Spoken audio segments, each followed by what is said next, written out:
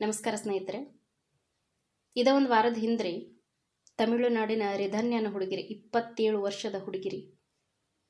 ಮದುವೆಯಾಗಿ ಒಂದು 5-6 ತಿಂಗಳಾಗಿತ್ತು ನೋಡ್ರಿ ಅಷ್ಟ.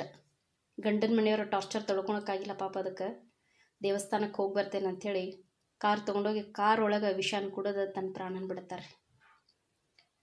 ಪ್ರಾಣ ಬಿಡೋ ಕೊನೆ ಕ್ಷಣದೊಳಗೆ ಅಪ್ಪನಿಗೆ ಆಡಿಯೋ ರೆಕಾರ್ಡಿಂಗ್ ಮಾಡಿ ಕಳಿಸ್ತಾಳೆ. ನನಗಾಗೋದಿಲ್ಲ ಬದುಕಾಕ, ಟಾರ್ಚರ್ ಭಾಳ ಮಾಡ್ತಾರೆ, ಫಿಸಿಕಲಿ ಮೆಂಟಲಿ ಭಾಳ ಟಾರ್ಚರ್ ಮಾಡ್ತಾರಪ್ಪಾಜಿ. ಈ ಜಗತ್ತ ನೀವಾಗಿದ್ದೀರಿ ಅಂತೇಳಿ ಅಳ್ಕೊಂತ ಒಂದು 5-6 ರೆಕಾರ್ಡಿಂಗ್ ಕಳಿಸಿದಾಳ್ರಿ. ಆ ರೆಕಾರ್ಡಿಂಗ್ ಕೇಳಿದ್ರಂತೂ ಸುಮ್ಮನೆ ಮದುವೆ ಮಾಡಲಿಲ್ಲ ಅಂದ್ರೆ ಮಕ್ಕಳು ಮನೆಯಾಗಿಟ್ಟರಾದ್ರೂ ಚಿಂತೆ ಇಲ್ಲ, ಜೀವ ಆದರೂ ಇರುತ್ತಲ್ಲ ಅನ್ನೋ ಮಟ್ಟಕ್ಕೆ ಅಷ್ಟು ಟಾರ್ಚರ್ ಮಾಡಿದ್ದಾರೆ ಆ ಗಂಡನ ಮನೆಯವರ ಹುಡುಗಿಗೆ.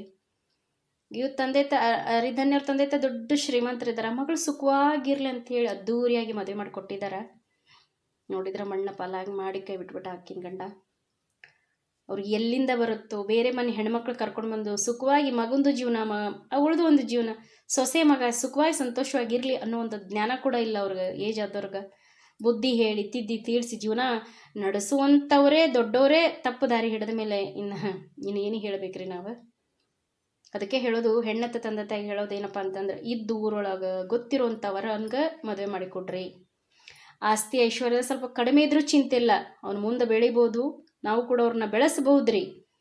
ಆದರೆ ಜೀವ ತೆಗೆದು ಬಿಟ್ರಂದ್ರೆ ಆ ಜೀವನ ಯಾರ ಕಡೆಯಿಂದನೂ ಮರಳಿ ಪಡಿಲಿಕ್ಕೆ ಸಾಧ್ಯನೇ ಇಲ್ಲ. ಮಣ್ಣೊಳಗೆ ಮಣ್ಣಾಗಿ ಹೋದಂಥ ಹುಡುಗಿ ಮಣ್ಣು ಕೆದರಿ ನೀವೆಷ್ಟೇ ಗೋಗರಿದ್ರೂ ಆ ಜೀವ ಮಾತ್ರ ಮತ್ತೆ ಬರೋದಿಲ್ಲರಿ. ಸೊ ಅದಕ್ಕೆ ಹೆಣ್ಣೆತ್ತವ್ರಿಗೆ ಒಂದೇ ಹೇಳೋದು, ನೌಕರಿ ಶ್ರೀಮಂತಿಕೆ ಅನ್ನೋದನ್ನ ಬಿಡ್ರಿ, ಬಡವನೇ ಇರಲಿ ಅಂಥವ್ ನಮ್ಮ ಮಕ್ಕಳಿಗೆ ಕೊಡ್ರಿ, ಅವ್ರನ್ನ ಬೆಳೆಸ್ರಿ. ಮಕ್ಕಳ ಜೀವನಾದ್ರೂ ಉಳಿಸ್ತಾರೆ, ಸಂತೋಷವಾಗಿರ್ತಾರೆ. ಶ್ರೀಮಂತನೂ ಬಡವನು ಹಾಕೋದು ಅನ್ನ ಸಾಂಬಾರ್ರಿ. ಅದಕ್ಕಿಂತ ಬಂಗಾರ ದುಡ್ಡನ್ನು ಯಾರೂ ತಿನ್ನಕ್ಕೆ ಸಾಧ್ಯ ಇಲ್ಲರಿ. ಜೀವನಕ್ಕೆ ದುಡ್ಡು ಬೇಕ್ರಿ, ಆದರೆ ಜೀವನನೇ ದುಡ್ಡಲ್ಲ. ಸೊ ಆ ಮಗುವಿನ ಆತ್ಮಕ್ಕೂ ಶಾಂತಿ ಸಿಗಲಿ, ರಿಧನ್ಯ ಆತ್ಮಕ್ಕೂ ಶಾಂತಿ ಸಿಗಲಿ.